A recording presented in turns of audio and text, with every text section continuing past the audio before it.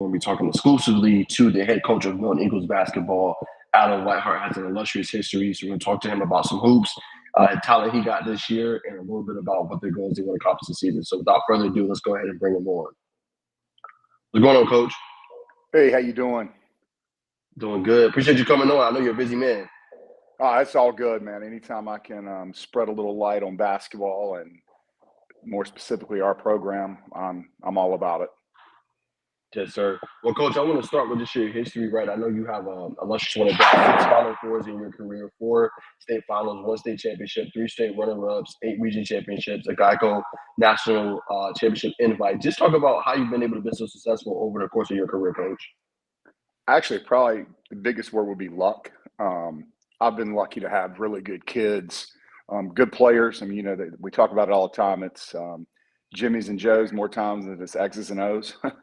And a lot of times I'm just smart enough to stay out of the way. I mean, our kids listen. I mean, we try to run it like a high-level program, even before here in past places that I coached. But just kids that'll listen. We try to just put them in place to be able to play at the highest level within our system.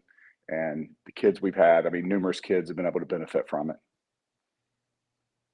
Yes, sir. And you talked about kind of just, your approach and things, Coach. Just kind of describe how difficult it can be sometimes, Coach, when, you got a new group of kids coming in and, having them go into the roles that's most beneficial for the team and accepting the role. I think we see a lot of times in society now, like kids, they want to be playing as soon as they come in, but kind of how's your approach when it comes to things like that? I think we pour truth into all of our kids. Sometimes it's things they don't want to hear, but I feel like we look each other in the eye and we tell each other the truth. Starting with me to my assistants, to player, coach to coach, coach to player to coach. We try to keep that truth at the top. And I feel like we're going to be honest with you. If you're not playing up to par, you're not doing what you're supposed to do. I mean, the thing we talk about before every game is do your job. Each person has a job. Everybody's role is not the same. Not everybody's going to score the ball. Not everybody's going to shoot the ball. We're very specific on what roles we assign to each player on the team. Now, can they grow out of one role into absolutely? But those roles are defined, and I mean, we're very specific with it. Gotcha, Coach. And then just back to you again. I know you coached at Centennial, you coached at Buford, Etowah, now Milton. Just talk about what's the biggest thing you've learned, Coach, just over the course of your journey. Things that, some things that do work, some things that don't, but what's the biggest thing you've learned that's been able to help you? I think the biggest thing, the two biggest things, I think, when you're coming into a new program or you're taking over a program, the first thing is you've got to connect. You've got to be able to connect with the kids you're coaching and the community. That's paramount. You've got to be able to connect with those people. But I think secondly, after you connect and you can really get those people to understand what you're trying to do, it's casting the vision of where you see the program going. What's the highlights of where you can go. And then when you get that buy-in, those people are really, I tell my coaches all the time, you don't work for me, you work with me. And I feel like if you cast your vision the right way, those people are going to be willing to make the program their own, including the players and the parents and the community. And it just makes things a little easier for you to accomplish goals as a head coach. Certainly, Coach, and I actually wanted to visit that topic as well. Just talk about some of your assistant coaches and the roles that they have on your team. I know it's a little different than football. Football, obviously, you have an offensive coordinator, defensive coordinator, but I know now with basketball, you have certain assistant coaches. They'll do different defensive coverages. Certain coaches do offensive coverage. But just talk about the roles they play in helping his team win games. So, Ryan Cadell, he's been a head coach before. He was a head coach at North Springs here in Georgia, and he was also a head coach at Lovett. He's a logistical genius. He's the one who makes all the logistics and everything and the planning and just the day-to-day operations in our program run. He's valuable in that. He's a big part of our defensive scheme. Next is my other assistant, Tristan Cooper. I went and actually got him. He played for Joe Dix up at East Hall. Brilliant young coach, going to be an unbelievable head coach one day. He handles all of our special situations and is kind of like my extension on the offensive side of the board. Then we have Connor Austin. He's our JV coach. He's just one of those connection people. He connects with kids. And then lastly, he's new on the staff this year, is Juan Hughes. Unbelievable skill development guy. He's just one of those guys. Again, he connects with the kids. They really vibe with him. And I think when you have all those people working in the same direction, the connection we have with not just each other, but more importantly with the kids, gives us an opportunity to have success. Certainly, coach. And I want to revisit just real quick this last year, 19-13 record was in as the 4 seed. But what do you think your biggest takeaway was from last season? Obviously, having some of your kids come back. What do you think they took away from that to be able to kind of build off last year and kind of going into this season? To be honest with you, preparation, and the reason I say that, Josh Dixon, sophomore for us last year, he was the sophomore of the year in the state of Georgia. A lot of people, the end didn't how we wanted. We were at one point ranked 21 in the country last year and sitting at 16-3. He was averaging well over 20 points a game. We had just beaten Pace Academy. He comes back with a torn calf muscle. The last 10 games of the season, I think we end up 3-7. So you go from 19-3, two of your losses being to Montverde out of Pennsylvania, and all of a sudden you have a key injury go down, and we didn't do a good enough job of having people prepared if something like that happened. And I feel like that's a little bit on the staff, but you really don't think those kind of injuries are going to happen until they do. And I think this year moving forward, the big thing that we've grown with as a staff and as a team is being able to move pieces around in different aspects to make sure if something like that were to happen, we would be much more prepared to be able to make a run. Yes, sir. Well, I want to talk about Josh Dixon. I was talking about the game last night, but two parts I want to talk about. I know he hit the 1,000 career point, so just how special a moment was that for him to hit that last night? And then just talk about him as far as just recovery. That's not an easy injury to come back from, a torn calf. Just what was that process like over the summer and the spring to kind of get where he is and having a good start to the season so far?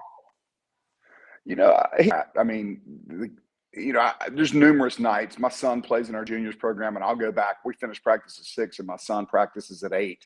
And I'll come back, and he's coming in back in the gym at 9 o'clock when it's open, and just getting hours of reps in. I mean, he's just a gym rat.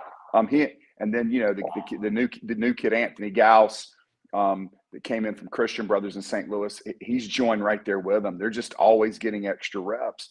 But I don't think it.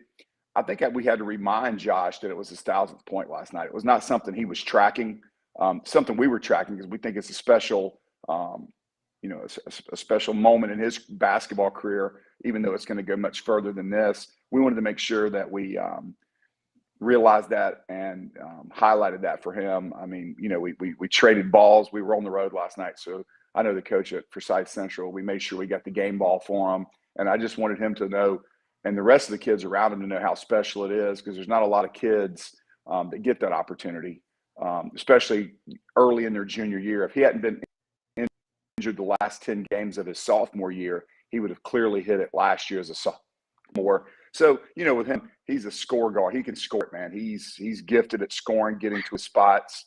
And I think last night he had 25.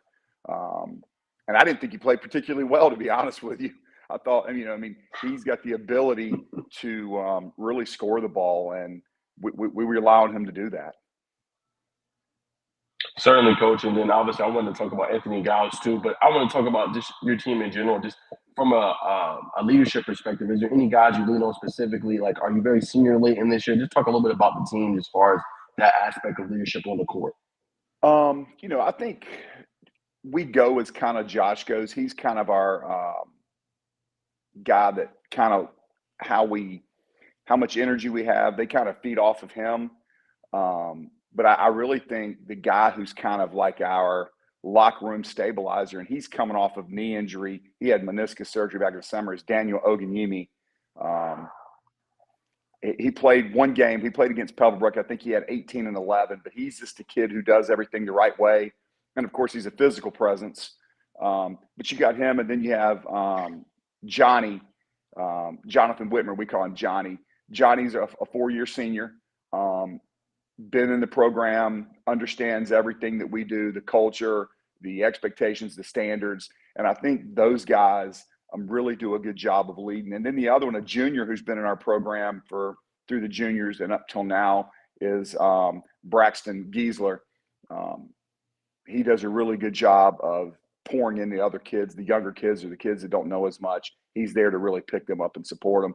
So as a coach, you sit back and you watch all of those interactions go between those different players. And sometimes it's better to observe than just to see how they're communicating and how they're reinforcing each other to play to their best ability. And I think this group of kids is doing a really good job of that. I mean, we're nowhere near where we need to be yet.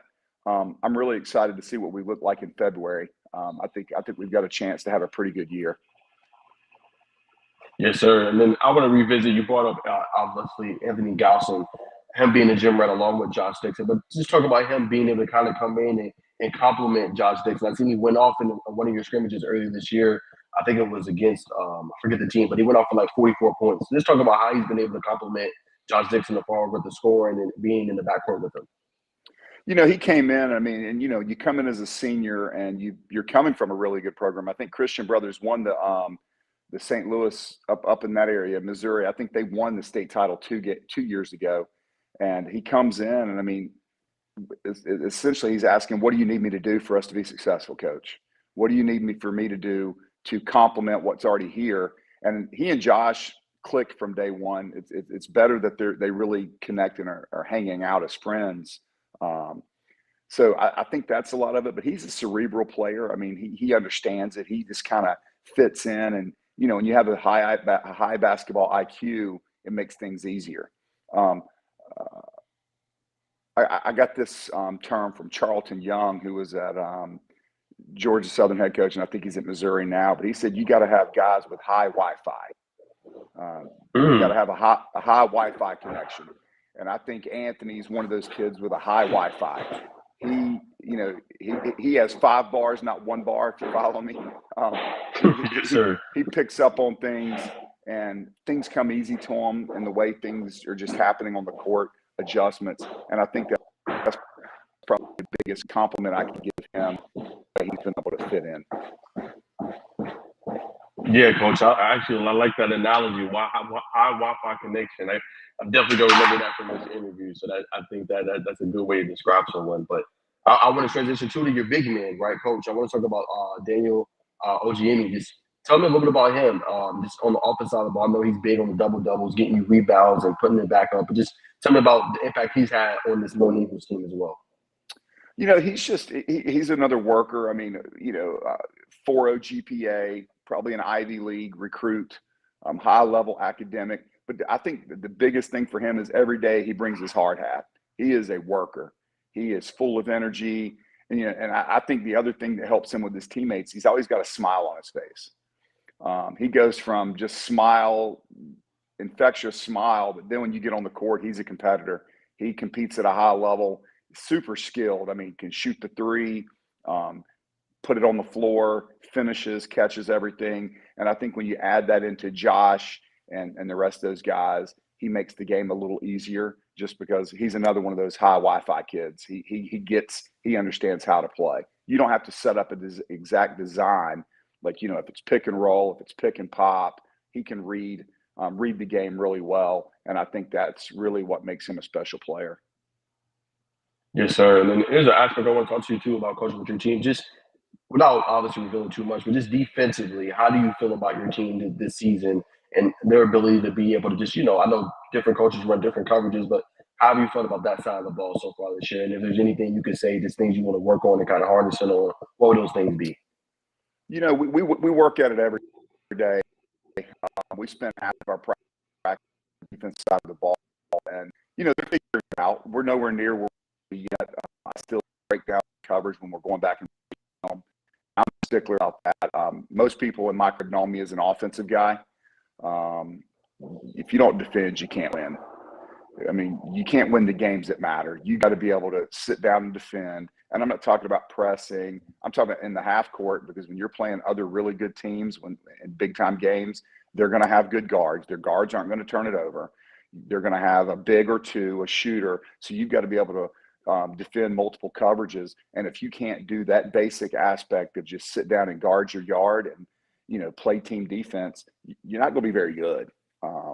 So we're constantly critiquing. They probably think I'm a madman with just the small things.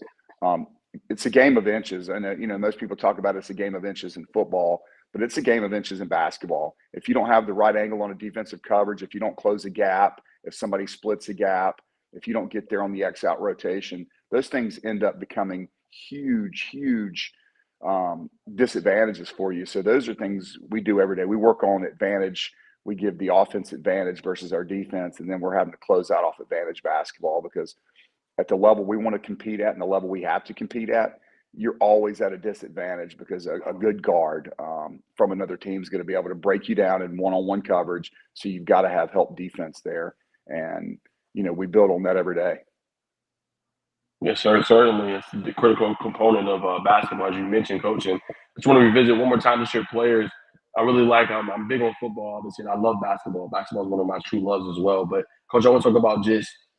I always mention like who's like underrated players under the radar, just kind of is stepping up, playing a key role for you. Obviously, I do a lot of football, and I obviously want to bring it to basketball too. But just who's been some of those players, coach?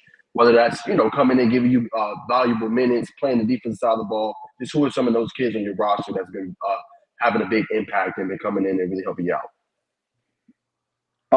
Braxton Giesler, 6'6", 4-man. Last night he had 14 rebounds, finishes around the rim. He's developing some toughness. He's a junior for us. I think he's done a great job of just giving us that extra addition of where we're trying to go. And I mentioned Jonathan Whitmer earlier. I think he had 14 points last night, hit 4 threes. We need a guy who can space the floor. Those are the big two. We've got a young sophomore in Charles Tummings, 6'6". He's really starting to figure it out. He's getting better as we go. A lot coming at him. I think early on, he probably felt like he was drinking from a fire hydrant with just all the different coverages, all the different sets. I mean, a lot of people, at least in our program, I've got a bunch of really good friends at the college level. And really what we try to do is prepare our kids for college, not to only play college, but to be successful in college. And we give them a lot, man. It's the playbook's not thin by any means. And then all the audibles and the coverages. I mean, you've got to be locked in, back to the high Wi-Fi thing. You've got to be locked in to play for us. And, you got to study it. I mean, you just can't come in and give us 2 hours a day in practice. I mean, yeah, we're in practice 2 hours a day, but you've got to go get the extra reps on your own. You've got to study the playbook. You've got to look at film. You've got to give yourself a critical analysis of yourself. Because if not, we're going to give it to them. And, it's back to that truth thing. And I think that's really the things that are, you need to be successful in our program. For sure, coach. And actually, speaking of college, I wanted to get your thoughts on a couple of things. One, I know one of your players or former players is having a phenomenal college season, Bruce Thornton. Just talk a little bit about that, coach. And obviously, he came through the Milton program and just how special it is to see one of your former players or a former player of Milton just being able to have success on the college level. First and foremost, man, I mean, Bruce is just a great kid. I mean, humble.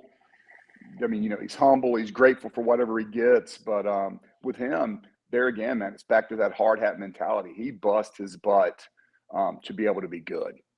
Everything revolves around him improving, and he wants he wants you to be critical of him so he can learn. But for him, I mean, I'm not surprised. I mean, if anybody's surprised with what he's doing, they didn't follow his career very closely because, I mean, he's unbelievable. He was in high school from the time he stepped on the floor as a freshman starter.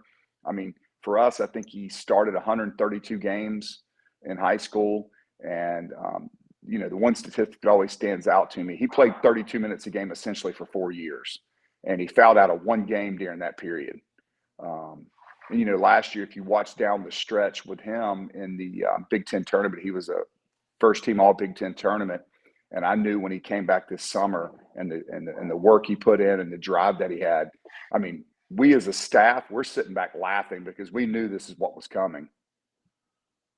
Certainly, coach. And then to the college game, what do you think, coach, is the biggest thing like a kid needs to have in order to be successful? Right, we got so many things which I want to get your opinion on too, with OTE, overtime elite, players going to G League, straight out of high school now too. But just what do you think players need to have, or just the qualities or intangibles they need to have to be successful on the college level? Good people around them, people that are going to not enable them, but tell them the truth.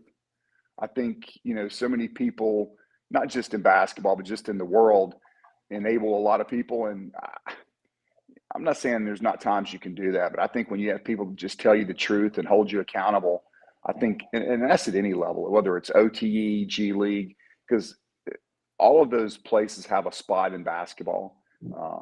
There's good and bad in everything. And, I just think for people to tell you the truth and really push you towards greatness, I think those are the things that you need. And if you really follow it, people that have a good group around them usually are doing a pretty good job, because the talent.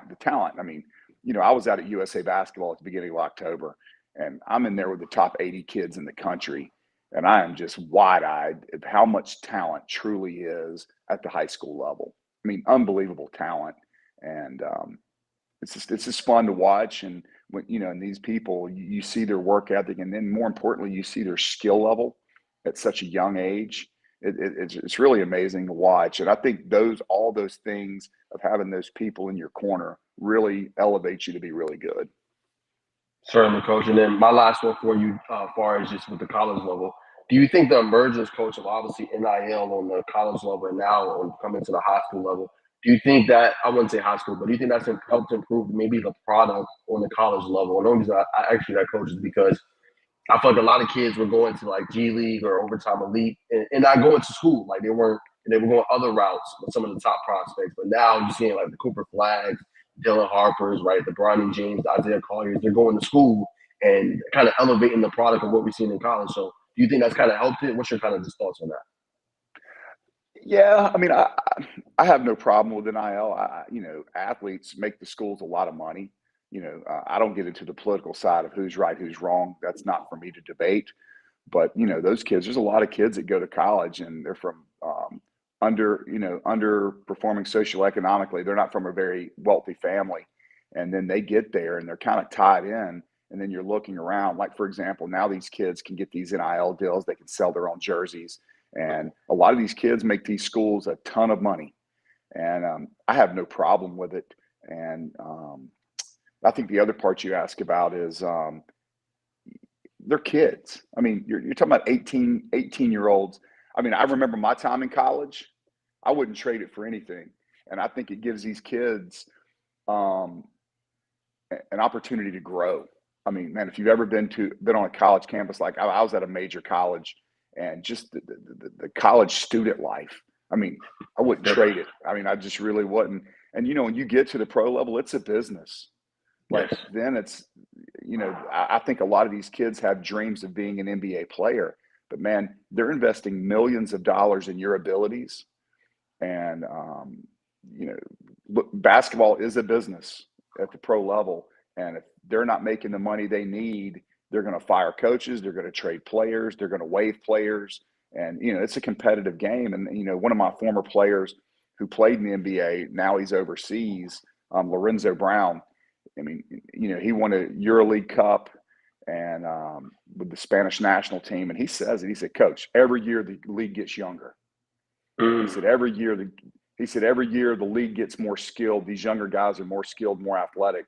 And he said, "Man, it's a game of young legs. That's what it's about." And so many, you look at a guy like LeBron. I mean, Yeah. to be his age and have the longevity he's had is almost unheard of. It is unheard of. And to still have the impact and the success that he has, that's not normal. I mean, No, it's just not. So, most of these kids, even the ones that get drafted, a lot of them are 1 or 2 years out of the league. So that whole college aspect of it, if you can get a college degree, even if you leave early, make sure you get that college degree to be able to do things after basketball. We talk about life after basketball in our program all the time. The ball is going to stop bouncing at different points for different people, but make sure you take from basketball, because basketball potentially can take from you. That's the big lesson we teach our kids every day, that this is the most beautiful game in the world, in my opinion. I don't think there's a better game. But make sure you benefit from what you're giving to make sure you get as well. Yeah, that's a great quote, Coach. You couldn't have said that no better than that one. Definitely, you teach them the right stuff. A couple more, Coach. I'll let you get out of here. One, I want to go back to Milton. Just the game last night. Just tell me a little bit about that game. You know, region opener for you guys. You go on the road. You beat Forsyth Central. Just tell me a little bit about that game. What kind of happened, and how happy were you with the win? Anytime you went on the road in the region, and it's kind of like we tell our kids it's setting the table. We're setting the table for the region, and you don't want to slip up ever. And for South Central, I mean, to open up, I didn't think we played as well as we could. I felt we were sloppy. I felt we were sloppy at times. We sat Daniel last night because we got two big ones this weekend with Green Forest and Pace. So we didn't play the big fella. I think we got up by as much as 27. They do a great job over at Forsyth Central of maximizing what their abilities are, and just going in there and getting a win, just getting that behind us. Kind of, you settle in from that point. You get, I told our kids at the end of this week, half the teams will be 1-0, half the teams will be 0-1. You don't want to be in that region shakeup when you're waiting on other people to see if they win or lose, to see if you move up in the rankings or down the rankings. You got to take care of your own business. And last night we went on the road. Wasn't our best effort, but we went on the road and got a double-digit win, which we'll take every day. Certainly, Coach. And then I wanted to ask too, following program research, and I know you guys have always had pretty good guard play, Coach. So what do you just attribute that to? It just seems like every year you guys have, really good guards and they play at a high level. So what would you just attribute that success from the guard position for your program? Well, in my career, I've been blessed, like I said, with good guards. We do a really good job of teaching them, I think, and it's not just me; it's me and my staff, teaching them how to read the game, how to understand the game. But clearly, they have to be talented before we can do that. So I don't want to take away from their abilities, but yeah, we've been blessed. We were talking about it as a staff the other day. If I'm not mistaken, in my career, we've had, I think it's 15 All-State guards, um, which is mind blowing when you really think about it. But we just do a really good job of putting them in places where they're very successful within our offense, and then maximizing their abilities. And as they play for us through the years, we add on different aspects of the game and how they play. And every year is a building block to keep building them up as guards, whether it's reading pick and roll coverage. You know, I use Bruce for example. The first year, his freshman year, we used side ball screens with one read. His sophomore year, we used side and middle ball screens with two reads, and then it got to three reads. And then by the time he graduated, he made every read out of a pick and roll. And that's just one example. Learning to play with pace. Everything can't be downhill all the time. Sometimes you got to slow it down and set up a pick and roll or set up one of your teammates. So it's those small things that we really teach on a daily basis. And I think that with some of these young men's unbelievable basketball talent, it just kind of comes together with the synergy and they become better basketball players in the process. Certainly, Coach. Well, two more questions for you. I'll let you go. One, Coach, talk about just the ironing out process, Coach. Like around this time, basketball's just beginning. You're only playing a couple of games, right? You don't really, like you said, you don't really want to play your best basketball in December. You want to be playing your best basketball when it comes region tournament time, and those big region games in February. So talk about like now just being able to kind of hold your team accountable, obviously, but just be able to kind of iron out the kinks and get to where you want to be when it comes February and comes that critical play. Yeah, I think it's chemistry. I mean, you clearly have to have chemistry with your starters first and foremost, but you've also got to have chemistry when you bring those reserves in. Different people move to different spots, and then sometimes it looks really bad within our program at this time. But I tell them all the time, it's about February. It's a marathon, not a sprint. We want to have all of this worked out when it matters. We've scheduled hard early, and our scrimmage was against McDonough. They're a really good basketball team. Then we played Sandy Creek, defending state champion, unbelievable talent there. And then Archer, who's always just tough as old rusty nails. They senior laden. His name slips me right now, but all those guys, like the kid at Archer's going to Wofford to play, unbelievable talent. And then you've got the kid down at Sandy Creek, Micah, a phenomenal player, going to James Madison. So when you look at those programs, I mean, that's the reason we set them up. They're out of region games. Um, we really want to, I don't like deodorant wins. I call them deodorant wins when you beat a team that you should beat by 40 and you're feeling good about yourself, but it really doesn't tell you how good you are or how bad you are. I like knowing how bad we are too, because I feel like that's so many people lose sight of that. I mean, I tell my staff, we want to know how bad we are, but, and I tell the kids this too, you're never as good as you think you are, and you're never as bad as you think you are. You have to get to that middle ground and understand that it's about improvement and analyzing where you need to go. We do, SWOT analysis all the time: strengths, weaknesses, opportunities, threats. Just trying to figure out where we can get better and how we can be a better basketball team and serve our kids in a better capacity.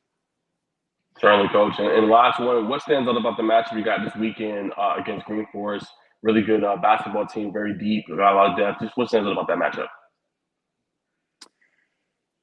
We got our work cut out for us. I mean, I think they do a really good job, and they have historically for a long time. They're big. I'm not as big as they've been in the past. They still have some length, and they do have depth. I think their guard plays better than it's been in the past, and that's not taken away from any of their past guards. But I feel like their guards, watching the little bit of film that I have at this point, I feel like their guards have a really good pace. They got a really good feel for the game and how to play off of each other, which when you have those things, makes you a really good basketball team. So with that game, we've got to get prepared for that one. And then on Saturday we have pace. Sharman White's unbelievable coach, really good friend of mine. Respect what he does and the way his programs have been ran everywhere he's been.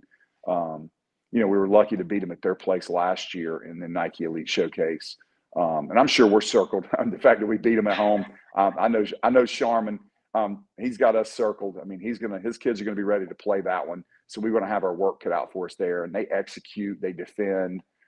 He does a great job of just having his kids in the best situation to be successful. So these will be two early tests for us, back-to-back nights. We've got to at least bring our close to our A game as we can to be competitive. Certainly, coach. Well, Coach Whitehart, I appreciate you coming on. Just let me learn a little bit about your team and talking basketball hoops with you. Good luck this weekend, coach, against Green Forest and obviously Pace Academy. And good luck this season, and stay in touch, and hope it's a good one for you guys. I appreciate it, and thank you for having me on and letting us shed a little light on Milton basketball. I'm very grateful to be able to do this, and anything I can do along the way, anything I can help you with, please let me know. Certainly, coach. Go Eagles. Yeah, go Eagles. Thank you. Have a great day. Yes, sir. You too. All right, guys. So that was head coach Whitehart. Really enjoyed talking to him, y'all. Y'all comment below, like, comment, and subscribe. We're on YouTube, we're on Twitch. Let me know if you guys want to see more interviews like that going forward for the basketball season. We know football is about to wind down. State championships is going to be Monday, Tuesday, Wednesday next week. So as we go into different seasons, right? Obviously, winter sports, spring sports. Y'all let me know if y'all want to see more content like that. But stay tuned. Craig's going to have his show coming up in just a little bit, actually in 25 minutes. So stay tuned for that. He's going to break down all the football. But that was just a little basketball special with the Milton Eagles head coach, Alan Whitehart. Appreciate you guys tuning in, and we'll see you.